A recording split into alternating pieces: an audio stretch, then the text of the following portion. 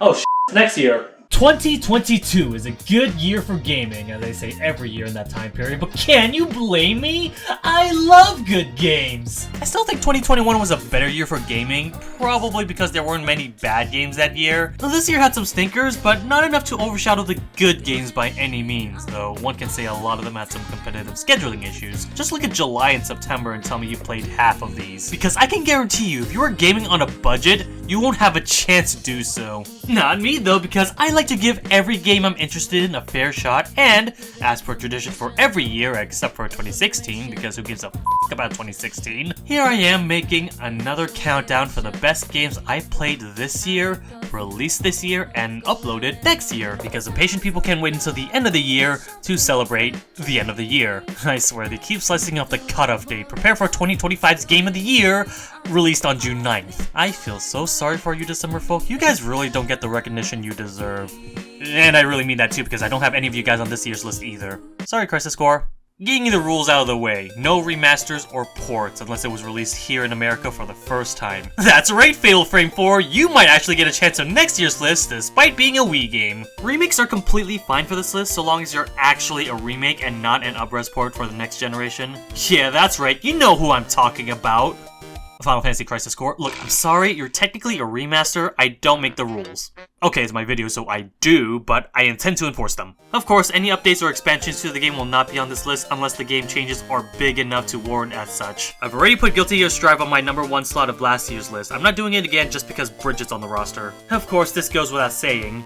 Only games I've actually played. Any game I missed out this year will not be a contender for this year's listing, simply because I didn't have enough time to give a coherent opinion on that game. And lastly, my opinion is subjective. What I say is simply what I think. It's not definitive by any means. Hell, I retroactively retconned 2020's list just because I played a 2020 game in 2021.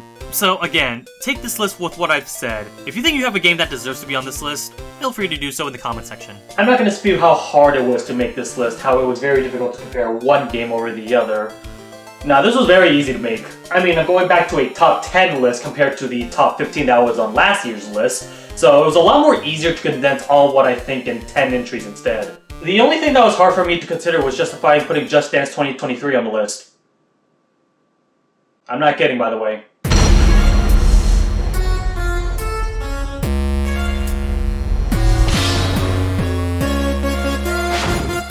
But Bass, you may be mentioning, how can this annualized casual garbage remotely be quality? Well, for that I answer obliviously to the public. It's because it's fun. Now, Just Dance has had its fun moments and its inferior conflicts, and as the franchise continues, it's consistently stagnating to the point of mere existence. But then this game shows up and decides, hey, I actually want to be good. The dance choreography has gotten a huge overhaul in terms of quality, in terms of the dancing itself, and the music video it accompanies. Dynamic camera movements, visual spectacles, improved mocap models, and mocap animations. I think with the tech being exclusive to the next generation instead of the last generation, minus the Switch, this is the first Just Dance to be exclusive to the next generation systems. Even with the most boring songs they could have chosen for the public to dance to, they somehow managed to make the choreography so interesting in terms of expression and musical artistry. And to top it off, actually pick some good tracks for this year's game. Sure, I don't enjoy listening to all of them, but I sure as hell love dancing to them, and the songs that I do enjoy, I really enjoy dancing to them. Even the meme tracks, just the idea that 1 minute you'll move it to a heartbreak song about breaking up to an abusive relationship, and then the next minute, I'm predicting it right now, Just Dance 2024, there's gonna be a song where you let the bodies hit the floor. It's not perfect by any means, and if it could have improved on these issues I'm gonna state right now, this legitimately would have been higher. The Just Dance Plus subscription model completely pales in comparison to Just Dance Unlimited. Not even remotely close to the amount of songs they kept in the service, and the asking rate fee are atrociously stingy. Previous games had an E10 rating, which I felt was supposed to be the norm, but they went for an E for everyone rating, and by doing so censored way more words and undertones of adult themes. Like, why the f do you need to censor f***ing words just to appease a f***ing demographic? Who in the right f***ing mind would f***ing censor curse words and naughty bits? I swear, whoever does that shit is an asshole. Also, that banner on that Switch box art still pisses me off. What the hell's the point of the game if you're not gonna give me the game? This is just a waste of plastic. I did get this cute phone ring though. I mean, I guess it was worth it. But still, if we were to look at this game, especially in comparison to the previous iterations, this game is taking the series in the right direction. And I hope Ubisoft knows this because it's probably not going to continue this momentum. I'm hanging on to the other side. I won't give up to the... That's right, baby! A Sonic game that's good! Well, it's not the best Sonic game out there. The pop-in textures and the clipping issues could be worked. But even with all those flaws, the open-world exploration with puzzles, challenges, and boss fights have been tweaked to make this game the best Sonic game in recent memory. I realize saying that out loud doesn't mean much considering Sonic Forces exist, but trust me, this is a fun game. I've noticed that the voice acting for the majority of the characters has deepened, both in a symbolic and physical way. Metaphorically, as the interactions are a reminiscence of previous adventures, and physically as... well, they got older, no duh. Even as the new villain of the game, she is surprisingly well written. Starting off cold and distant, but she also has a social link, and understanding her plight as the plot unfolds really gives you a new perspective on her character. The game has these flashback sequences, well, more so reused level assets from previous Sonic games ported as brand new levels. I know that sounds bad, but when I say previous Sonic games, I mean actually previous Sonic games. From Sonic 1 through Sonic Adventures and Generations, I think I even saw an 06 at one point, and remade them for the new engine, and that's another thing. The new engine! Admittedly, it does take some time to get used to, but once you do and level up those necessary stats, It's an exhilarating, fast-paced platformer that reminds you of the speed that Sonic can truly accomplish. if only leveling up those stats are actually supersonic speed.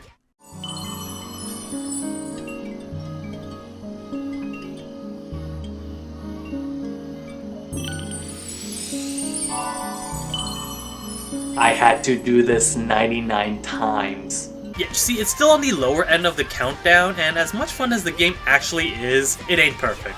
But the game is still in the step in the right direction, and I'm still awaiting for Sonic Team to continue this momentum. I always love it when I see an old game series from the rug rise from the ashes. It's like seeing an old friend recover from rehab from alcoholism.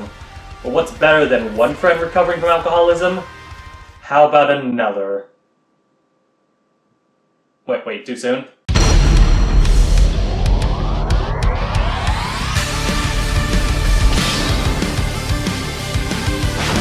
Oh, so that explains why this game's on my other hand.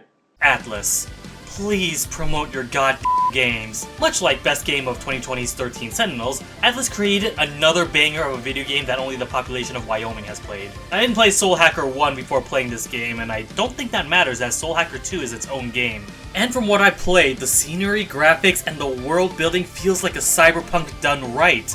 I mean, before Edgerunners got it right. It's a basic turn-based RPG, much like Shin Megami Tensei and Persona. Weakness elementals, weapon-based weaknesses, all jazz. The character design for our main character, Ringo, I just absolutely love her. Her jovial attitude and sarcastic form of comedy, her Lady Gaga-esque outfit with her white hair and yellow glowing aura inside her hair. It's almost like... I'll shut up now. I wish I could say the same for the rest of the party members though. Saizo, I really like him, and he's the closest thing to Ringo in terms of enjoyable character moments. His snarky attitude combined with his menacing aura and hentai protagonist haircut. But I really would have liked if they wrote Milady and this guy properly. Seriously, who is this guy again? I literally don't remember his name while scripting this. Like, what is it? Zero? Hero? Scott? I don't know, I'm too lazy to Google it. The story is pretty interesting too. You and your group of Devil Summoner buddies prevent the world apocalypse by uncovering the dark secrets behind two factions of these mysterious organizations, the Yatagarasu and the Phantom Society, and their battle against political ideologies of human evolution. Wait, this is just the American judicial system in a nutshell, isn't it? And furthermore, our heroes try to collect these 5 Dragon Balls, spiritual entities called the Covenant, to learn how to prevent this predestined apocalypse from happening. Okay, sure, it could get confusing at times, and for the most part, I sorta zoned out and just went into autopilot. I was more interested in the social linkage of your friends and their backstories behind the world that Soul Hacker inhabits. Despite this, I still enjoyed the game for what it's worth, despite its low sales figure Sega said it achieved. And yeah, saving Japan from a godly entity for the billionth time is fun and all, but what if you just want to see the world burn? And this time, it's actually the right segment.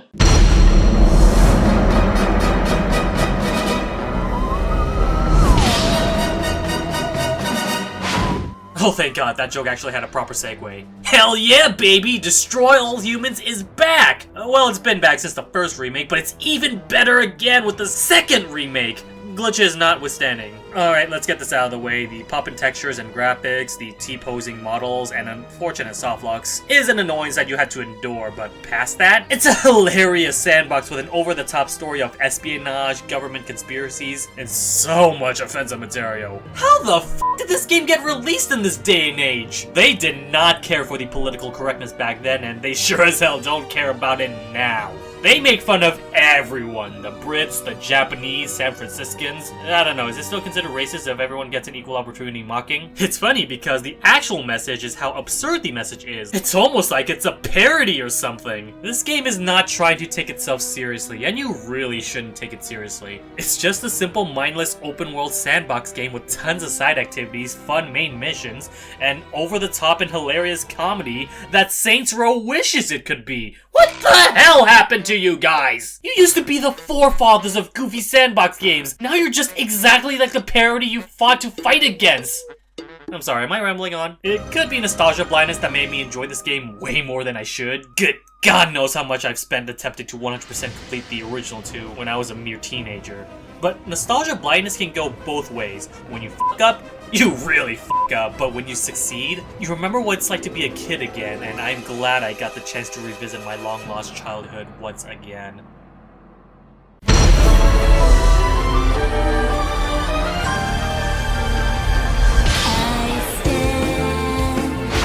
Well, so much for boycotting this game, because this game is awesome! Over-the-top action with multitude of playable fight styles, some of the best music, and to top it off, more playable characters! Jean is practically an echo fighter of Bayonetta, but with a 2D twist, focusing on more stealth than action. Viola has a completely unique fighting style, more focused on parry timing and being ridiculously fast. That's something I gotta mention. The game is a lot more platforming focused, and it works really well. For the time mechanics, the side missions, the new upgrades you'll learn as you progress through the story, each and every level is crafted with some of the best level designs, and the scenery of each playable stage just oozes with spectacle. This is certainly pushing the Switch's graphical limitations. The gameplay completely carries the crap out of this game in multiple playthroughs with collectibles, speedruns, and score attack. This makes replayability more fulfilling. But I say carry the game because it really carries the game. The story is, unfortunately, the f***ing worst. You know, I don't think 2022 was the best year for gaming. Yeah, I'm a lot more negative this year. This game legitimately would have been #1. The gameplay was just that good. But the story was so god-awful! And I get it, Bayonetta games aren't The Last of Us of beat-em-up games, but they have been pretty standard stories with a funny B-movie feel. Bayonetta 3 doesn't have the proper identity. The seriousness of the game conflicts with the comedy, and the characters that are both introduced and longtime veterans of the game either suck or barely do anything. Jean, the woman that's been your rival to Bayonetta since the first game, barely even shows up until the end of the game. Viola, the woman that has one of the most badass pimpin' designs, God, what the hell did they do to her? Imagine if they created Virgil with all his slick attitude and badass fighting style, and put him in the universe of the Three Stooges. That's what Viola attributes to the game. She's complete comic relief, and it just feels embarrassing to watch. I also got spoiled by the ending before playing the game. Now, I don't think the ending is as bad as everyone on Twitter makes it out to be. It doesn't ruin Bayonetta's character arc or her development as a character, and while those complaints I feel are either overly exaggerated or just plain incorrect relying on headcanon, they're not entirely wrong. I won't spoil it, but the ending definitely left an unsatisfactory mark on the game's legacy. This is such a polarizing game for me. I got tired of the story, and yet this is the most fun I've ever had in a Bayonetta game. The innovations of Astral Chain's mechanics, the over-the-top kaiju fights and transformations, the movement options, I just really wish I enjoyed it more.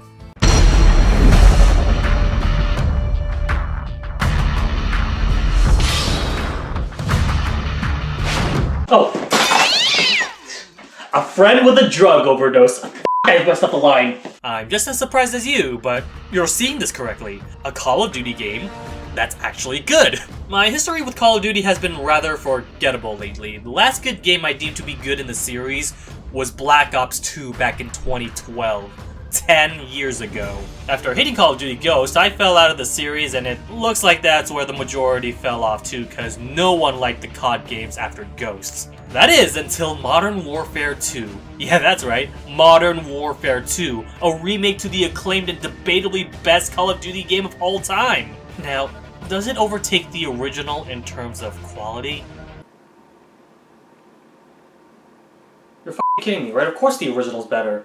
Sure, Destroy All Humans filled my childhood with glee, but Call of Duty, man, that was my childhood. It's just like how I remember it, the kill streak, the run and gun, the camping, the chat yelling the N-word in my face for 5 minutes straight despite not being of African descent. So this is what it's like to not be privileged. You know, in hindsight, this joke would have made it a lot more easier if I was actually white. Oh yeah, and the single-player campaign, my goodness, it's actually fun! The over-the-shoulder helicopter mission, the stealth sequence, and multitude of options to beat the level, the prep work. Sure, the story is shit and incomprehensible, but that gets overridden by how amazing the level design was for each and every mission. They managed to craft such memorable missions and boss fights that I can easily imagine myself revisiting just to play them in new separate ways. Call of Duty is finally back. I don't imagine them keeping that momentum, but I can pray.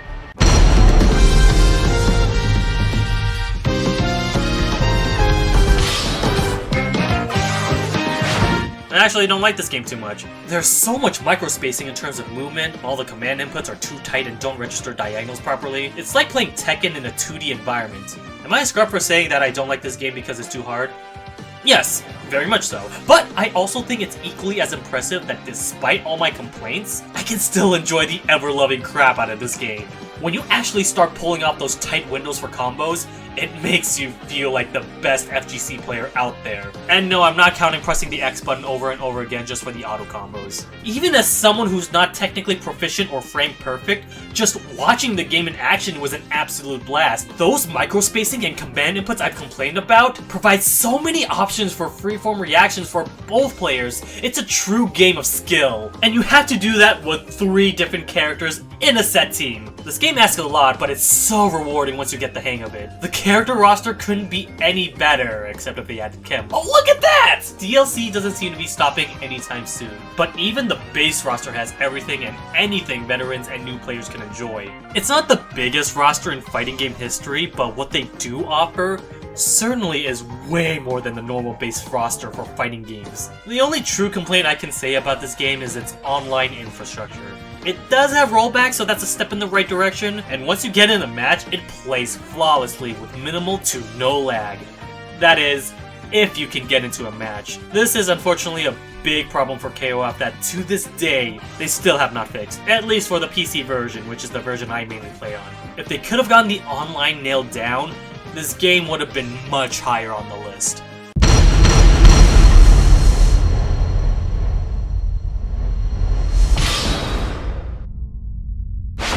Alright, so this is sort of new to me. Leaving the suspense of these final 3 games. I mean, no shit. Who else is gonna be more perfect enough to represent Game of the Year than these gigantic 3? Xenoblade Chronicles 3 representing Nintendo, God of War representing Sony, and Elden Ring representing Xbox.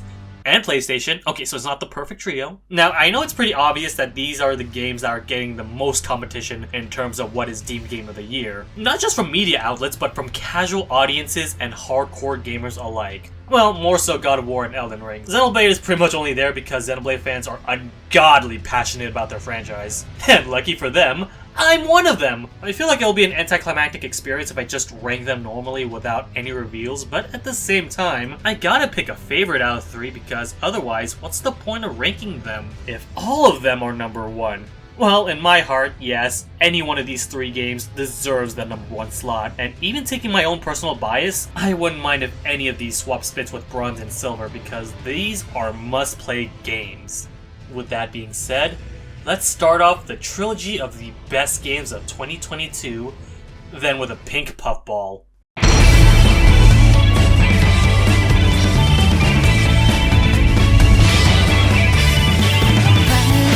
People People are severely sleeping on this game. This was one of the best Kirby games out there, up on par with Kirby 64 and Return to Dreamland. Kirby's first foray into the 3D platformer genre easily could have been more of a dream come true. No glitches, no boring sections, the level design from beginning to end is pure bliss, and the story, while simple, is just too cute to ignore. I love your new companion, design-wise and interaction-wise. The boss battles translate very well to the 3D era. Hell, the Wispy Words fight kinda reminds me of Kirby 64, but fully fleshed out. New to this game is the Big Mouth mode. These transformation ranges from an exhilarating speedrun to a powerhouse of offensive murder rampages.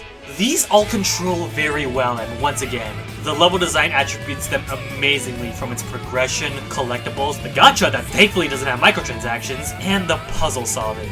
Any Kirby fan, any Nintendo fan, this is a must-play game. This really was the year for the Nintendo Switch. There were plenty of good games that were console exclusive to that system. Live Alive, Triangle Strategy, Fire Emblem 3 Hopes, Pokemon Arceus, Xenoblade Chronicles 3. I know, I'm a garbage human being for not including this game on the top 10, but hey, even if it's not on the list, I still recommend playing it. It's a graphically beautiful game with an immense and dramatic story. And with that, we are now down to the top 2, and let's face it, there's no way I'm going to keep number 1 a secret without revealing what number 2 would be, so let's just get this over with. My number 2 for the best game of 2022 is...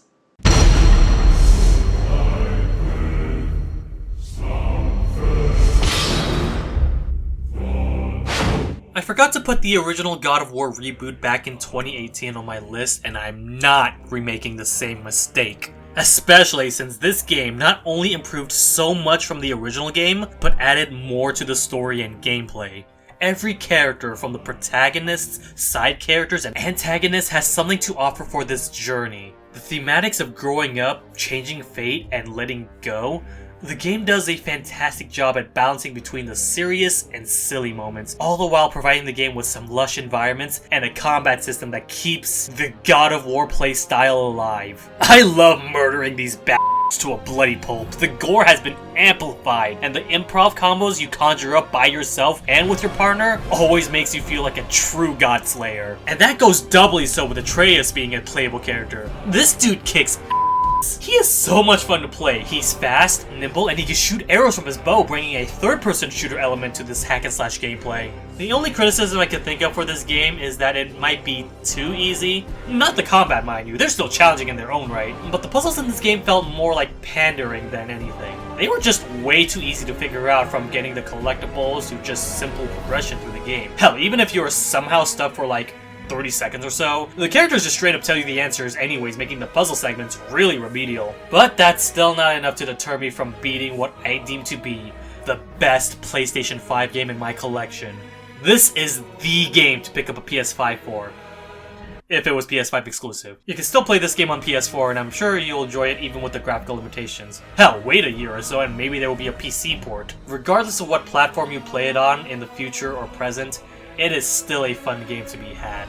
You will laugh, you will cry, but more importantly, you get to decapitate some motherfuckers! And now, the number one best game of 2022 is...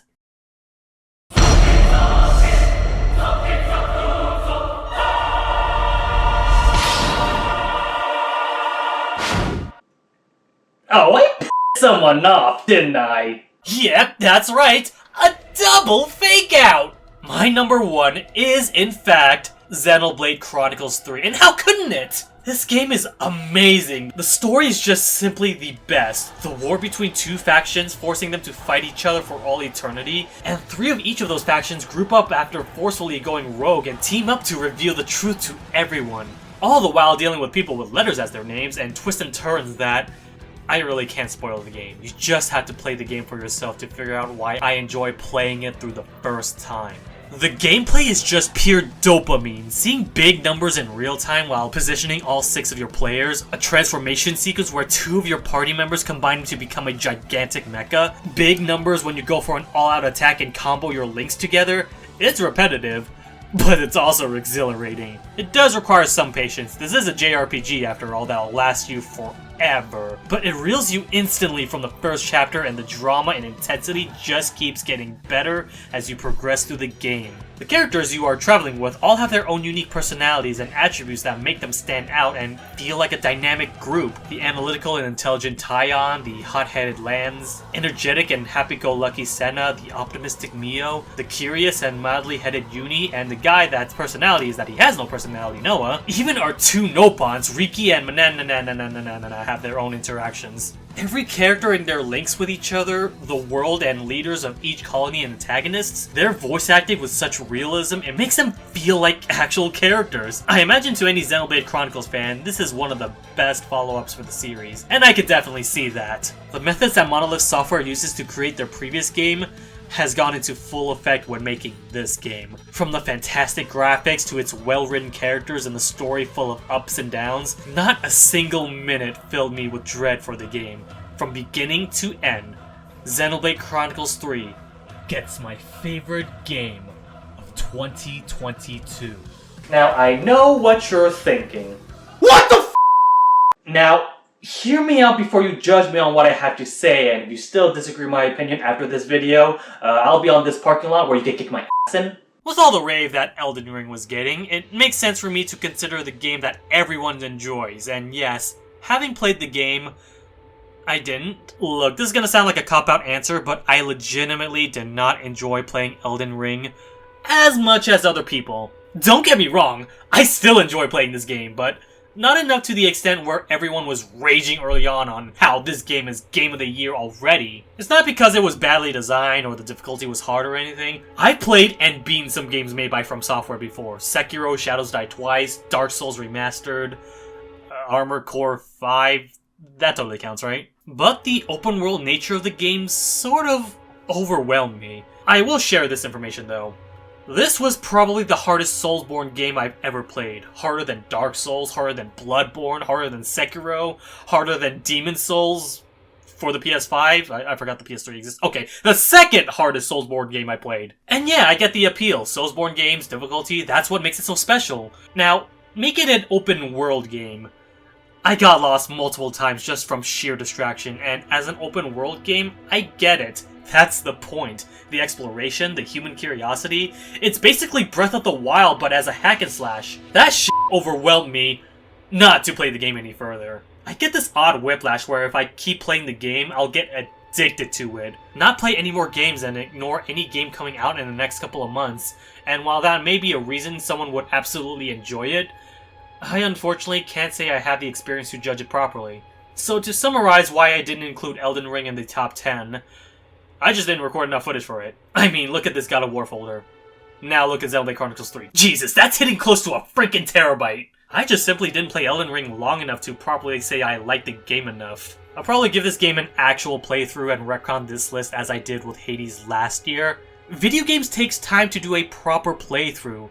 That's why it's impossible for me to properly condense the best of the year in the same year if I have not truly experienced the entire year. And no, that's not why this video is considered late, because, well, why didn't you make this video in December when the hype is all the rage? Because I wanted to give sports stories and hyper gun sports a chance, damn it.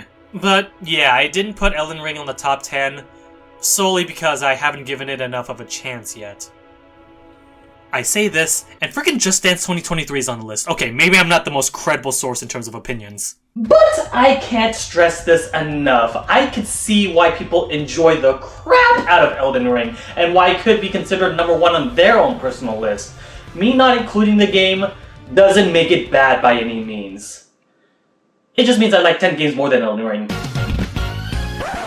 Hey there guys, ProfessorBass here with a retcon of a video that just released. So, that phone ring I mentioned getting for free with the purchase of Just Dance 2023, it broke. Yeah, the material they used for this keychain is flimsy. One single drop just managed to clip the wings off of this poor panda. While I'm not usually the type to fret over such remedial issues such as this, I'm petty.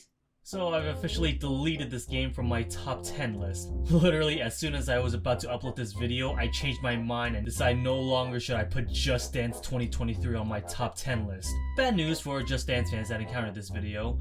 On the other hand, good news for you Elden Rings fan.